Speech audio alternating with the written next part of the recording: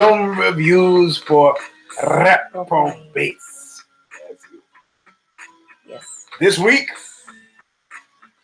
Sicario, not Scario, like some Sicario? yeah, Sicario.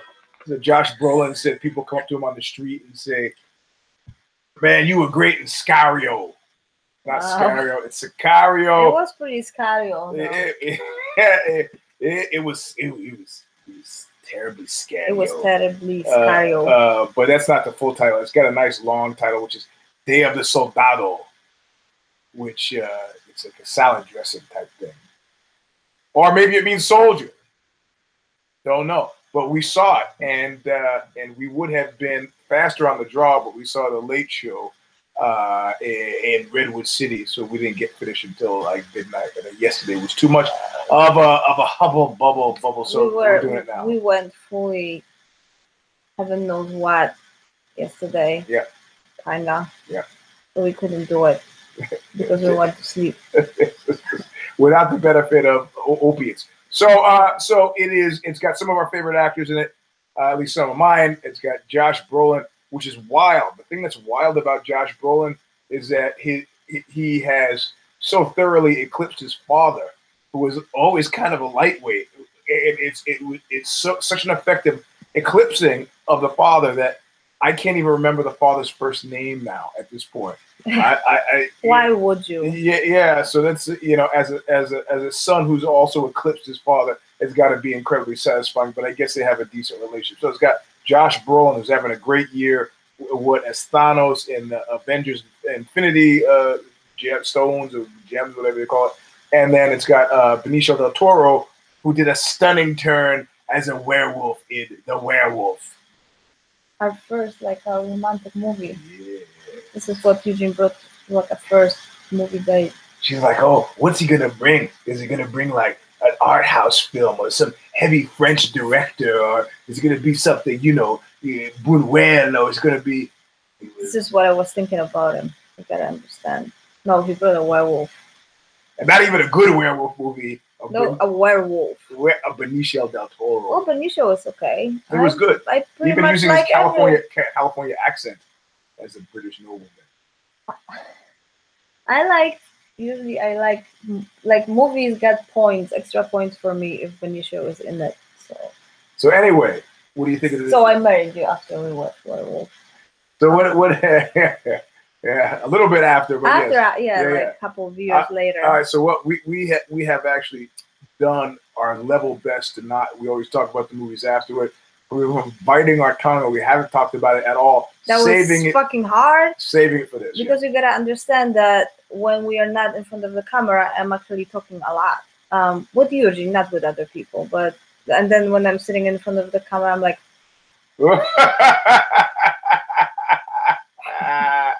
My vocabulary just evaporates. Yeah, Kasia, it's your turn to talk.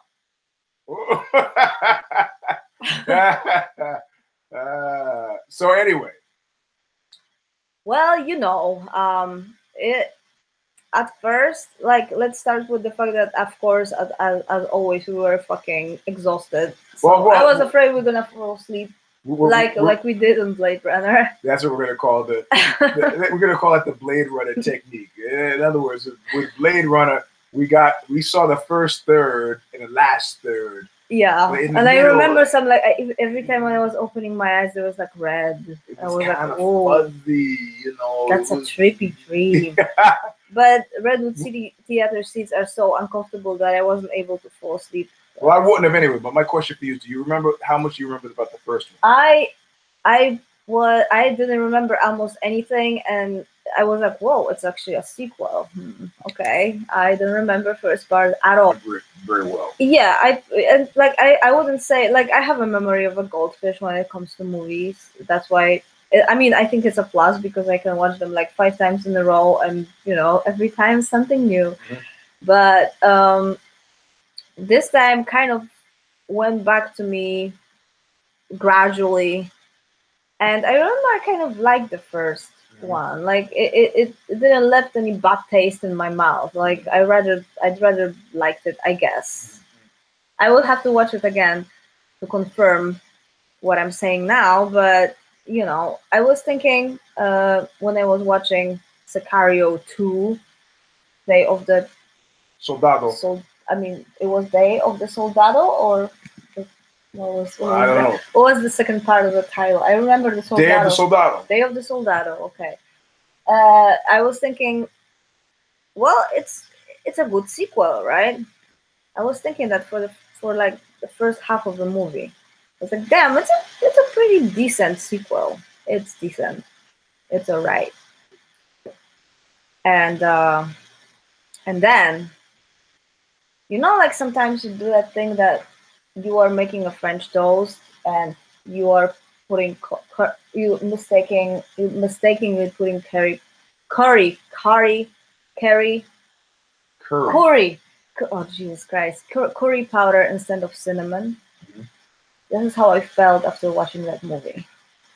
You have to explain because I don't know. When you have a French toast, you put in cinnamon. Yeah. Right? So you make it's an accident, but I don't understand how it compares to the movie. The toast with curry powder tastes horrible. Mm-hmm. This is like exactly what you didn't expect, and even though I like curry, French toast with curry powder tastes horrible. So you're saying the movie turned on you? Yes. Why? I felt like somebody just threw up in my face. Why? Why? And when? Like towards the end, I kind of enjoyed it, and I was like, "Whoa, there's so many things that might happen right now." Oh my God, it's so wow! It's kind of amazing that they actually put like the title in the middle of the movie, and then I was like, "This is it. There's no another part. That's it. The movie has ended." I was expecting like at least another half an hour of something happening. Well, what's interesting? It was like they just opened so many themes and things there, and they didn't close it. Nothing happened. I think what you're talking about, I'm not going to mansplain this, but I think... No, you just explain it in English. Yeah, I think the sensation is that Hollywood has made a determination, powers that be who have funded this movie have made a determination that based on how well the first one did, that the second one would do equally as well and even better if it's a useful bridge to number 3, which apparently they're already planning. Why would you do that? I'm not going to see the 3. I'm not. Fuck you. No. I don't give a shit. I'm not playing those stupid games. Well, this is the thing, right? Because otherwise it would be on TV. David Lynch recently talked about his turn to TV, and he was like, it makes the most amount of sense. No film company is going to let me make the kind of movie I want to make, and I can easily do that with a 20-part series or a 10-part or 12-part. I can fully realize, in other words, I'm not on TV because I can't do movies. I'm on TV because I can't do the movies I want. Yeah. They got to be 90 minutes. I got to get in, get out. That's horribly restricted. If I can do a series on TV, whether it's Hulu or Amazon, then that's got to be the most realized version of what it is I want to do. Because I can get it. So instead of getting you for 90 minutes, I got you every week for an hour. Yeah, but I also think that they could easily make that movie more interesting in the time they had. They should just like put a little bit less fucking chasing, and it was kind of like a Western movie. I feel like I'm watching a Western movie with like military accents in it.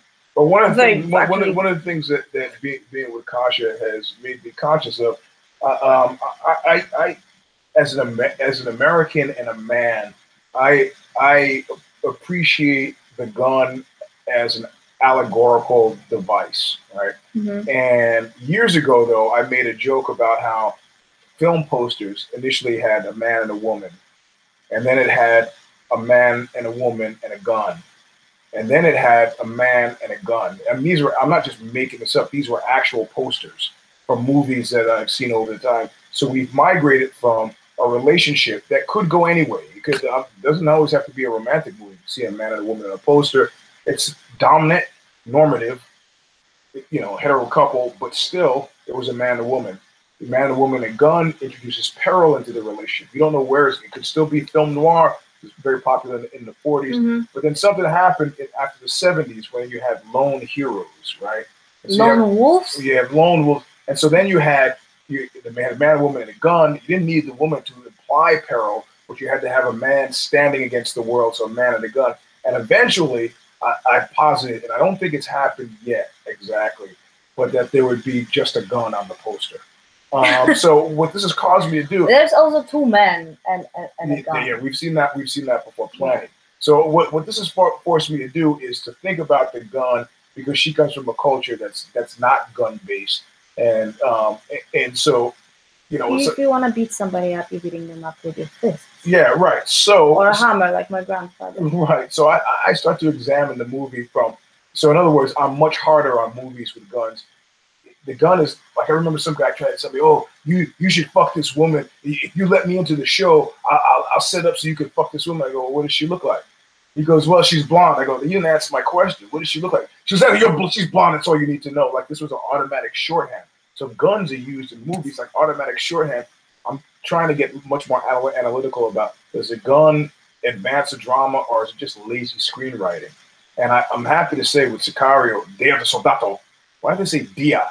Dia de la Soldado. Yeah, I know. It was just like that was a Soldado. Like, why would you do that? Well, I kind of like that. I kind of like your computer is burning my. Yeah, it happens. That's why I asked you 5 times before if you want to use the box. It's also filthy. Yep. It's filthy. Yep, that's what Mark. I don't know. Said. I don't know. It's yogurt. Yeah, it looks like a lot of yogurt. And well, the reality of it is, if you put it on the pillow, it's just going to heat up even more. That's why I suggested the box. Whatever. At the beginning of the show, like I did. In any case, so I started to think about the allegory. So I have to say, in this movie, I think the guns were used in the best way possible, given what the movie was, and I was actually really pleased with how this movie pivoted from. In the first one, the issue was still narco terrorism and drugs, which was very much a story of the 90s and the early aughts. And it switched to, and they actually addressed this in the movie, which was subsequently confirmed by, I think it was an article in The Economist today, that you can make, a character actually says in the movie, "I can make way more money smuggling people over, and when they get caught and sent back, they pay me again. That I sell a kilo, that's gone, and I got to go back to the mountains to produce. I got to transport. These people walk themselves. All I got to do is get them across the border. They give me $1,000. Cool. So that's become the business now, and that's what we're seeing at the borders. So the timing seems eerily prescient, but we know these movies were planned in a long way out. So I thought that this was a pretty savvy. I mean, they got lucky. They didn't know this thing was going to happen with separating the families at the border. Yeah. But I think it was an interesting kind of a filmic treatment of what the fuck it's like down there. And it's not like these people are coming to steal jobs that most people watching that movie are going to see. We saw it in an interesting place. We saw it in Redwood City, where probably 90% of the folks in the movie were Latino, which was interesting because they responded. Like I'm responding like, my Spanish is subpar. And I'm responding like a guy who's just seeing a movie. But they laughed and they, they responded at different times in different places. Not because they were hearing the Spanish first and getting what was being said before they could read it, but because of it just vibes differently if this is part of a story that you're familiar with. So I have to say it was effective. I don't think that I think they got lucky. I think they got lucky too, because the timing is perfect. It's just like exactly what people needed to see, right? That it's not all fucking, whipped cream and cherries and everything. It's hard and it's dangerous and it sucks. It sucks and nobody's nice to you. And it's become a business run by bad guys. Yeah, exactly. So last thing you need on this side of the border is more bad guys. But then do we really need to see more bad guys who are also Mexican? No, the good portion of the bad guys in this were they weren't bad guys nearly as much as they were completely amoral. Yeah. And without ruining it for you, usually movies that have guns and men and violence in it, and Kasia mentioned Western. If I say to you right now Western code. For a lot of you, that'll summon up images of a moral code of some kind. I say what I mean what I say, I'm plain talking, I'm direct. It's a moral code. This was amorality in the extreme. And a government is a huge barge, and when it starts to move, it knocks a lot of things out of the way. It's not nimble at all. So if they say kill everybody, then you got to kill everybody because that's the job. And everybody there sort of realizes that's the job, and it's, you know, even the Godfather, the gangsters have a code. You know, if it doesn't, if in the furtherance of business, they will kill, but they're not just doing it and not in the furtherance of business. This is killing in the service of policy objectives, which are fucking fuzzy. There's no policy code. There's no policy code. Policies change all the time. And you see Brolin at one point kind of contemplating that. And they're like, can you do it or not? And he has to kind of do this thing where I'm going to kill my best friend. This is not a spoiler alert. I'm just, positing a positive. Kill my best friend. Well, now that the barge has bared down on my best friend, I know something. If I don't, he's dead. The system wants him dead. He doesn't weigh more than the U.S. And he's gonna. If I don't kill him, somebody else is gonna kill him. The policy has changed, and so this whole movie was beyond. It was like in a weird Nietzschean spot, beyond morality. But when you get beyond morality, it's not like you get in an incredibly freeing place. It was a terrible, dark, miserable place. Yep, it was a great insight to how it is probably in reality, right? But still, I think they could play it out better without the Hollywood ending, which the ending was to me super Hollywood and disappointing. Not because they didn't do what they were supposed to do, kind of, and suddenly, even the bad guys or even the immoral guys have some kind of morale, and that's okay but still, why would you cut the movie like this? I really felt like they cut it in the middle, like there was something missing, like there was some missing part that they just decided to not put in there. Well, okay, I have a question for you. We've also just recently seen The Departed. Did you find the ending as disappointing in Sicario, Day of the Soldado, as we found the ending in The Departed? Well, in The Departed, what I found disappointing is the last scene with the rat. Right. Because it was a cliche and nobody needed it. Apparently that's the one he won the awards for. So we feel that way, but of course the rest of the world is like, oh, we get it. No, because in general the movie was alright. But the rat, why? We saw the rat, we saw the high heeled shoes coming out of the car. Okay, but Sicario. So the ending. Yeah, Sicario. So if they change the ending, it wouldn't help. You still want more of the movie. Yeah, I would just like to So in other words, they were successful. Yeah, that's what I said. I liked it. Probably 2/3 of the movie was very satisfying, and even I was almost towards the end. I was but I was just waiting. Sorry, I'm spitting on myself. I was just waiting for something, some conclusion, something. Just don't leave it like this. Well, yeah, I guess Hollywood. These are big, expensive operations. The thing is that I wasn't expecting anything from that movie, and yet I'm slightly disappointed. Well, I liked it because I thought the ending was actually fairly un-Hollywood-like. For example, based on John Ford and the Searchers, the reality of it was it's about a kidnapped girl. It's not ruining the movie to tell you that there's a kidnapped girl. She was great. I think her name is Isabella. She was wonderful. Yes, I think so. Moner, I think was her name. The reality of it is, if it was hardcore Hollywood movie, where they would have ended that is when they redeposited her with her father, right? And because there's a point at which she sort of starts to. She's 16, so she's not a kid, but she sort of starts to realize what's going on, and she's asking Benicio del Toro, how did you happen to learn sign language? And again, this is not a spoiler if you haven't seen the movie yet. How'd you ever? And he goes, well, my daughter used to speak. And she kind of goes, used to? She says, oh, you know what? I recognize you from the papers. you're the one that killed the whole family, including a daughter that was deaf. And he says to her, they, and she realizes for the first time that her expensive private school, the limo, the guards, all of it's for a reason. And she says, my father.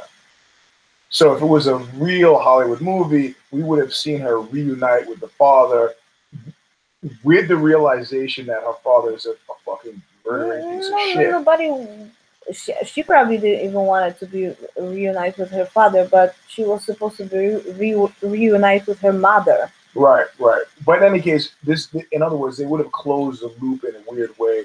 I mean, what I liked about it that made me think art house is that they didn't actually close any loops. It was just like ended, which could be cynically manipulating the audience for a third that they're already working on, a third portion of the movie, or like David Lynch says, well, my movies ideally work better as series, or it could have just been like an art house affectation, like fuck it, the movie ends here. I mean, the thing is, at the end of the movie, I didn't feel robbed, but you did. It's not even robbed. I just felt like my French toast is sprinkled with curry powder, and I really didn't expect that taste. The thing is, I think they had to take a gamble. Had they run the movie 15, 20 more minutes and reached a conclusion that made you feel better, you might not have seen the third one anyway. So they're not focused on you. They're focused on me. Because I liked it enough that I was like, I wonder what they're going to do with the third. And I would see the third. I didn't feel robbed by the second, or dissatisfied like I was eating toast. But you know that the third part is going to be exactly the same as the second part. It depends. It depends, because what they'll be rewarded for is something they could never have planned, and that's having the story hew really closely to real events of the day. Right. Mm-hmm. So the next one, who knows where it's going? Who knows what's going to happen between the U.S. and Mexico at this point? Who knows what's going to happen with the immigration debate? Who knows what's going to happen with the next election? I mean, by the time these movies take years to make, by the time they finish this next one, it could actually be, it's an interesting portrayal. And this is a situation that is underwritten. I mean, let's forget about countries. Forget about countries. You were super rich, and you have a next door neighbor who's not super rich. The next door neighbor, the house is stinking, the garbage doesn't work right. I mean, generally it's okay, but most of the people who live there, they want to get out. What do you do? What obligation do you have if you're in the rich house? I don't have any obligations, but I would feel bad, so I would try to help somehow. Right. So in my mind, this is a discussion about capital, about capitalism, and about nation states and how they deal with each other. I mean, now that we have all this détente and rapprochement, could it happen that there's somebody who comes along who thinks of a better way for the U.S. and Mexico to deal with each other? It's not going to be Trump, but is there somebody out there, and would that change the story at all? I mean, what that is out of control capitalism. That's what we see in Mexico now, as driven by the narco terrorists and now the human smugglers. And the people who, remember, the people fleeing through Mexico to get into America are fleeing drug gangs. So it's just displaced the drug, and the drug gangs are making drugs not for their own fucking people. The people down in Guatemala are not buying kilos unless they're selling them to America. Yep. So it's a situation that, in my mind, that I would watch a movie right now on the Middle East because these intractable political situations, if the only way we can solve them is saying, imagine if we could do, I mean, it's probably the closest we're going to get to actually sort of edging our way into a solution. Right? So, in other words, I'm confusing movie reality. Reality. Don't. You ever do? If you see somebody in the movies and you think you know them, I had an ex who saw Brad Pitt, and she doesn't see a lot of movies, and she asked him, "Did we go to school together? Did we?" And he was like really pleasantly surprised that she had no idea who he was. It was like, "All right, let's go out." Well, when he got to the front door, he said goodbye, and he used her name, and as soon as he left, and all the gay guys mobbed. It was like, "Oh my God, do you know who that was?" And she's like, "No." Said his name was Brad or whatever. Brad. He used his real first name. Michael. Yeah, I think Brad is his middle name. Chris or something like I that. just made it up. It's something. Somebody out there that's watching knows. So anyway, but I mean, anytime I can watch I mean, it was a point where I had to watch anything De Niro was in. Anything. I have almost the same with Del Toro. Yep. I really love him. Yep. He's wonderful. Yep. I've actually had the pleasure of meeting him at the LA Press Club for some fucking reason. And how was he? You know, I'm obsessed with celebrities and height. Like when I met Billy Bob Thornton, I was surprised that I actually had to look down at Billy Bob Thornton. He's shorter than I thought. He's like 5'10". From the movies. I thought he would have been taller. Benicio del Toro is fucking tall. He's like my height, or maybe I would never even think differently. Really? You know who else is tall? Will Ferrell. Tall. I met him at Ed Rocher had a thing where artists will serve drinks at galleries. You go to the gallery to see some art, and Ed Rocher is behind the bar. What do you want? So, and I'm looking next to me is Will Ferrell, but I had to do this. Oh, really? Yeah, and same with Benicio del Toro. What I was doing at the LA Press Club, I don't know. I have whole memories of being at places where I don't know why I was there, what I was doing there, or how I got there. There are reasons for that. No, we're not gonna discuss here. No, not even. I mean, sometimes people put pictures up, and I go, "Where the fuck was that?" Remember that picture where I was it was with L'Enfance Rouge. I don't remember the picture at all. They were making some music video, and I was in it. I don't remember. Where I'm facing Francois, and it was like a big gray stone floor room, and I'm kind of facing Francois, and Chiara was over here, and there's a picture from the side of me, you know, where somebody was. Yeah, I remember that. I looked at that picture and I was like looking and trying to remember it. Well, like I said. Anyway, Benicio del Toro is tall and much bigger than I thought he was going to be in the movie. So I'm glad to see him working again. And I would probably see anything, including the third Sicario. The Soldado. So, what was the American version of the Soldado? Oh no, Sicario. Sicario. Well, Josh Brolin said today we're gonna talk about Sicario. He said people are stopping him on the street. And listen, in general, I don't like guys like Josh Brolin. I don't like, you know, I mean, I say that, but then I kind of like Kiefer Sutherland. What's different is I really like Donald Sutherland, so it wasn't such a stretch to like Kiefer, right? James Brolin. The father's name is James Brolin. He was such a lightweight. He didn't even enter into my consideration. The fact that his son has become such a powerhouse, I think, has to do with being more smarter about picking the roles. And he's got a rough-hewn look, where his father was always this kind of feckless, pretty boy. So I tend to, in other words, I have a predisposition to dislike guys who've had it all handed to them. Like you remember Kiefer Sutherland was talking at one point about how he had to live. He was living in his car, and Jeffrey Ross's line, the comedian, said, "Oh, that must have been tough. You know, in the back of the Mercedes SEL in your father's driveway in Malibu." People kind of went, eh. Yeah, it's like, yeah, bro, you live in the car is very different from me living in the car. Josh Brolin, I don't know if he's done any of that. I like his work, you know. And that's all I feel so sorry when I was reading an article in Rolling Stone, I guess, the other day about Johnny Depp's financial troubles. Yeah. I'm sorry, Johnny. I really like you, but really, you're spending $2 million a month. Like, why don't you give me some? Like, I can show you how to actually manage money. I can help you with that. Actually, we could show you $2 million a month. We could show you a time that you're not going to be shown by other people. Exactly. Like, really, like, hit us up. We'll show you amazing things. Yeah. For only $2 million. Yeah. No, I mean that's limited only by your imagination. Anyway, so let's give the let's do the patented. So anticipating that we have to do the finger thing, you're gonna have to reseat the computer so that when you do the finger thing, it doesn't fall on the floor. Why do you think I want to use both hands? I am. So if you're not, then you don't need to. But you've already tipped your hand. Okay, ready? Yeah. A 1, a 2. Okay, 3. Kind of like giving it 5.5. Can I give half? Yeah, you give that. 5.5. I'm giving 7. Because I thought it was a gritty meditation on a gritty and deeper meditation on the nature of capital and a cheap seat kind of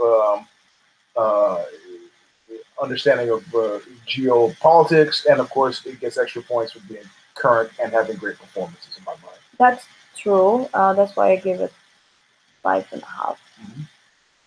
So, like you can get 1 point for each. Mm-hmm. I was just slightly disappointed. I don't know why. I don't know how to explain it. I don't know. In general, I had fun for most of that movie. Like really, the acting was great. The little girl, Benicio del Toro. It was just, And I like that. I wouldn't say don't watch it. I would never say that. But I mean, the things that make me like it are the things that I think make other people. I like that it was pretty much unremittingly grim.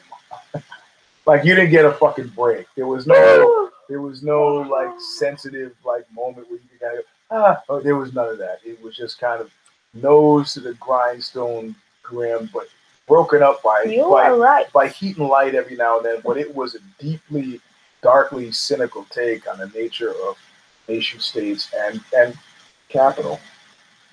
And pretty much the only pure and good people were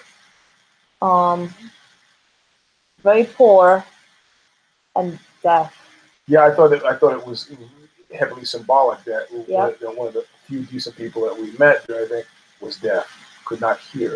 Yeah. So anyway, I would suggest seeing it. 5. Okay, all right. I was just do it for Benicio and for that little, maybe not little. She's not a little girl. She's a little lady. Yeah. Well, since the movie was made several years ago, she's probably like a.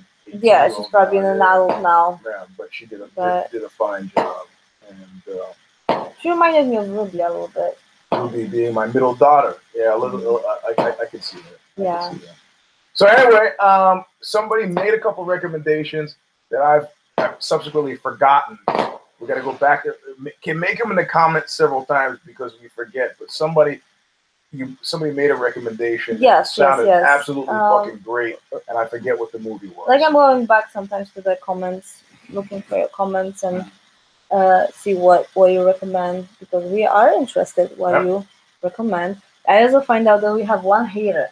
There's like the one person who's always coming and giving us like thumb down. But you know what? I love it. I love you, man or woman, whoever you are. No, but you know what it is? Oh. It's from the other shows I do where I did this whole thing about that guy.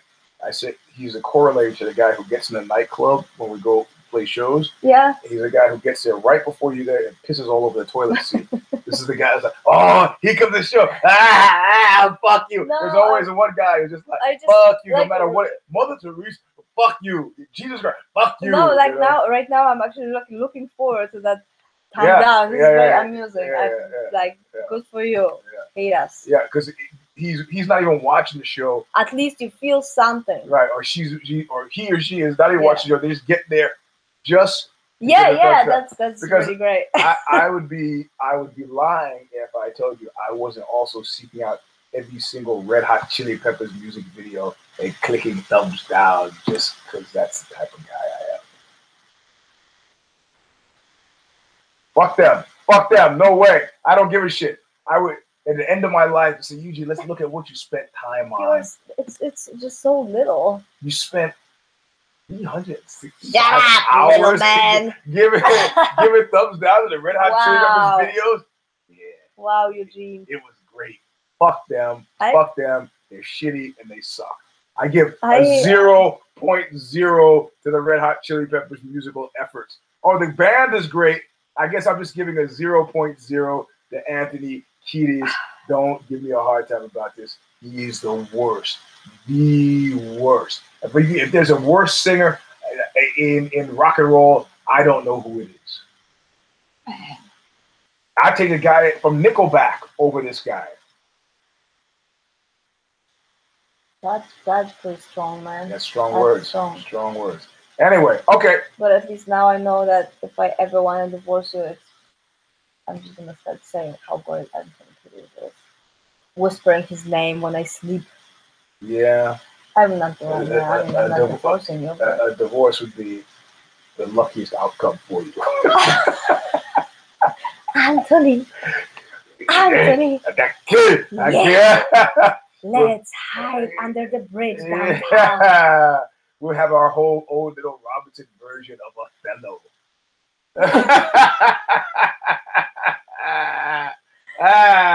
That's a joke. That's a joke. And the bruise on her arm is from Pole. I didn't do that. You don't see it. Why are my teeth cold? This room is boiling hot. Anthony Kiedis. It's a grudge. He's making my teeth cold. I need to go Just on. like blame it on Anthony Kiedis. Why would you blame it on anybody else? I need to go on WebMD right now and see what the symptoms are from cold teeth. It's a Anthony Kiedis disease. I'm not. Joke all you like. I need to find out what cold teeth mean. Anyway, that's the end of the show. Yes. Subscribe so you always know when we are putting new stuff, because as you figure out, probably we are not regulars. Like, we are trying to do it every Sunday, but Sundays are hard. It's hard. Anyway, it only smells. All right, I'm gonna go eat. I'm starving. I'm gonna maybe drink some alcohol finally, and then throw some muscle relaxants and. Oh, on top of the alcohol, that doesn't make. Maybe sense. It might be it doesn't, because. But why don't we watch Werewolf tonight? No. We're getting to the end of this fucking Hemlock Grove. What do you mean to the end? Well, we just need some resolution. We're close. Anyway, we gotta go. All right. So thanks for listening. We'll see you soon. Look what you made me do! No. That's for the Eugene Robinson Showstopper. Oh, sorry. That's the umbrella station that carries You Kill Me.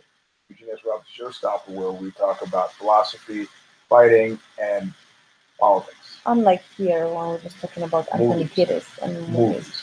Anyway, all right. We'll see you soon. Bye-bye. Bye.